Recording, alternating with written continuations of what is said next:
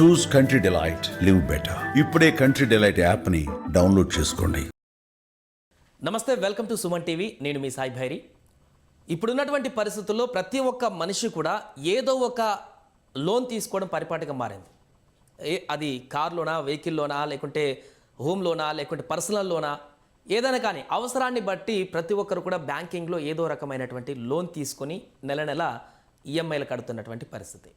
అసలు లోన్లలో ఏది బెస్ట్ లోన్లు తీసుకోవడం వల్ల జరిగేటువంటి పరిణామాలు ఏంటి, దానివల్ల మనకు లోన్లు తీసుకున్నటువంటి వ్యక్తులకు ఎంత లాభం ఉంటుంది, ఎలాంటి నష్టాలు ఉంటాయి, దీనికి సంబంధించి పూర్తి వివరాలు కూడా తెలుసుకునేటువంటి ప్రయత్నం చేద్దాం. మనతో పాటు బ్యాంకింగ్ ఎక్స్పర్ట్ రాంబాబు గారు జాయిన్ అవుతున్నారు. సార్ నమస్తే. సార్ నమస్కారం. సార్, చాలామంది లోన్స్కి అడిక్ట్ అవుతున్నారు. అంటే అవసరాలను బట్టి బయట అంతకుముందు అప్పులు తీసుకునేది వేరే వాళ్ళ దగ్గర, వ్యాపారుల దగ్గర ఎక్కువ ఇంట్రెస్ట్కి. ఇప్పుడు డైరెక్ట్ బ్యాంకులో ఇస్తున్నాయి కాబట్టి, అందరికి అకౌంట్లు కూడా ఉన్నాయి కాబట్టి లోన్లు తీసుకుంటున్నారు. సో పర్సనల్ లోన్ కానీ, వెహికల్ లోన్ కానీ, హోమ్ లోన్ కానీ, ఏ లోన్ ఎలా ఉంటుంది సార్? ఎంత ఇంట్రెస్ట్ ఛార్జ్ చేస్తారు? జనరల్గా ఎందుకు ఇంత ఎక్కువగా లోన్స్కి ప్రతి ఒక్క వ్యక్తి ఇంట్రెస్ట్ చూపడానికి ప్రధాన కారణం ఏంటంటారు? ఇప్పుడు రుణాలు తీసుకోవటం అనేటటువంటిది దేశంలో ఉండే 140 కోట్ల మంది ప్రజలకి ఒకే రకమైనటువంటి ఎకనామికల్ కండిషన్స్ లేవు. సో తారతమ్యాలు చాలా ఎక్కువగా ఉంటాయి. ఒక ముఖేష్ అంబానీనో లేకపోతే ఒక ధీరుభాయ్ అంబానీ సంబంధించిన వాళ్ళు, ఆ గౌతమ్ అదానీ, వీళ్ళని లిస్టులో పెట్టుకోవడం కాకుండా ఒక ఆర్డినరీ వ్యక్తి తన స్థాయికి తగ్గట్టుగా రుణాలని ఆశించటం అనేటటువంటిది తప్పనిసరిగా ఆలోచించాల్సిన అవసరం. ఎందుకు చెప్తున్నానంటే, బ్యాంకింగ్ రంగంలో డిపాజిట్స్ వసూలు చేసిన తర్వాత, డిపాజిట్స్ మొబిలైజ్ చేసిన తర్వాత ఆ డిపాజిట్లనే రుణాల రూపంలో మళ్ళించి తిరిగి వాటిని రికవర్ చేసి మళ్ళీ డిపాజిట్కి పే చేయాలి. అందుకని చట్టరీత్యా అనేక రకాలైనటువంటి ప్రొటెక్షన్స్ బ్యాంకింగ్ రంగానికి ఉన్నాయి. ఎందుకని వీళ్ళు ఇచ్చేటటువంటి రుణాలు ఇచ్చిన తర్వాత వీళ్ళు తీసుకునేటటువంటి డాక్యుమెంట్స్ ఏవైతే ఉన్నాయో, ఆ డాక్యుమెంట్స్ లో తీసుకున్నటువంటి టైటిల్, అంటే తీసుకున్నటువంటి వస్తువు ఏదైతే ఉందో ఆ వస్తువు టైటిల్ కంప్లీట్ గా బ్యాంకింగ్ ట్రాన్స్ఫర్ అవుతుంది.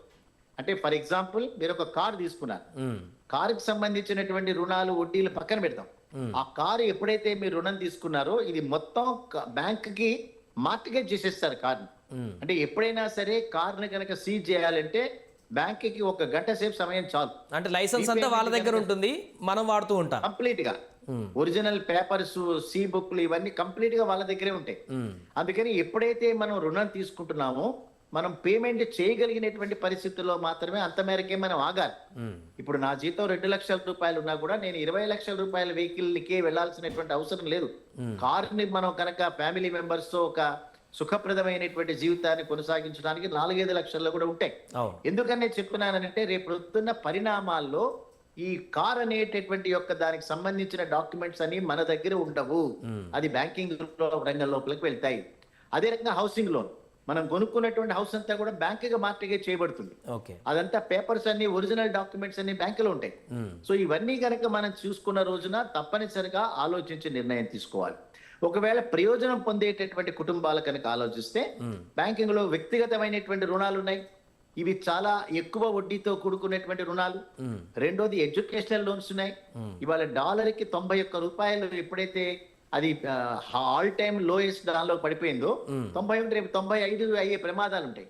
సో విదేశాల్లో చదువుకునేటటువంటి పిల్లలు ఏదైతే ఉన్నాయో వాళ్ళు తీసుకునేటటువంటి ఎడ్యుకేషన్ రుణాల మీద చాలా ఎక్కువ మొత్తంలో వాళ్ళు పే చేయాల్సిన అవసరం వస్తుంది. అంటే మొన్నటి వరకు 60-70 రూపాయలు ఉన్నప్పుడు మనం పే చేసేటటువంటి, అంటే మనం తీసుకునేటువంటి బ్యాంకు రుణం డాలర్లో కన్వర్ట్ చేసి మనం పే చేయాలి. సో డాలర్లో కన్వర్షన్ చేసినప్పుడు ఒక రకమైన మొత్తాన్ని మనం పే చేసాం. ఇప్పుడు హెచ్చు మొత్తంలో మనం రూపాయలు ఇస్తే తప్ప డాలర్ రాదు. సో ఎడ్యుకేషనల్ లోన్స్ బ్యాంక్ నుంచి తీసుకున్నా ఇవన్నీ కూడా చాలా ఎక్కువగా కాస్ట్లీ అయినటువంటి రుణాలు. అయినప్పటికీ కూడా ఎడ్యుకేషన్ రుణాలు ఈ దేశంలో తీసుకున్న వ్యక్తులు కూడా ఉపయోగకరమైన రుణాలు, తక్కువ వడ్డీకి దొరికేటటువంటి రుణాలు ఎడ్యుకేషనల్ లోన్స్. మూడోది వచ్చేటప్పటికి హౌసింగ్ రుణాలు. ఇది చాలా అద్భుతమైనటువంటి వ్యక్తులకి చాలా ప్రయోజనం కలిగించేటటువంటి, కానీ తన స్థాయికి తగ్గట్టుగా మాత్రమే హౌసింగ్ రుణాలు తీసుకోవాలి తప్పిస్తే తన కుటుంబంలో వేరే వాళ్ళకి పెద్ద పెద్ద ఇల్లు ఉన్నాయనో, తన స్నేహితులకు ఉన్నాయనో ఆ రకంగా ఆశపడాల్సినటువంటి అవసరం లేదు. ఇప్పుడు వీటన్నిటిలో దేనికి తక్కువ ఇంట్రెస్ట్ ఉంటుంది సార్? హౌసింగ్ కానీ, వెహికల్ కానీ, పర్సనల్ లోన్ కానీ, ఎడ్యుకేషన్ కానీ, అన్నిటిలో రేట్ ఆఫ్ ఇంట్రెస్ట్ తక్కువ ఉండే దేంట్లో సార్? ఎడ్యుకేషన్ రుణాలకు మాత్రమే అన్నిట్లలో కంపేర్ చేస్తూ తక్కువ రుణాలు ఉంటాయి. దాని తర్వాత వ్యక్తిగతమైనటువంటి పర్సనల్ లోన్స్ కి చాలా ఎక్కువ రుణాలు ఉంటాయి. ఇవన్నీ నాన్ ప్రయారిటీ అడ్వాన్సెస్ అంటారు వీటిని. అంటే ప్రాధాన్యత రంగాలు కొన్ని ఉంటాయి, అప్రాధాన్యత రంగాలు కొన్ని ఉంటాయి. సో బ్యాంకులు వీటి కోసం ఎక్కువ డబ్బులు పక్కన పెట్టాం. సో వీటికి ఎక్కువ రుణాలు వసూలు చేస్తారు. గోల్డ్ లోన్ పోర్ట్ఫోలియో కూడా మన సౌత్ ఇండియాలో చాలా ఎక్కువగా రుణాలు ఇస్తున్నారు. ఎందుకంటే గోల్డ్ వాల్యూ పెరిగింది కాబట్టి గ్రాముకి చాలా ఎక్కువగానే రుణాలు వస్తున్నటువంటిది. అది కంప్లీట్ గా సెక్యూర్డ్ లోన్ అది. కానీ అది కూడా తనకి ఒక ఫిక్స్డ్ టైంలో ఏదైతే ఉందో దానిలో కనుక పే చేయకపోతే గోల్డ్ మొత్తాన్ని తాకట్టు పెట్టేసుకుని అది తీసుకునేటటువంటి ప్రమాదాలు కూడా ఉంటాయి.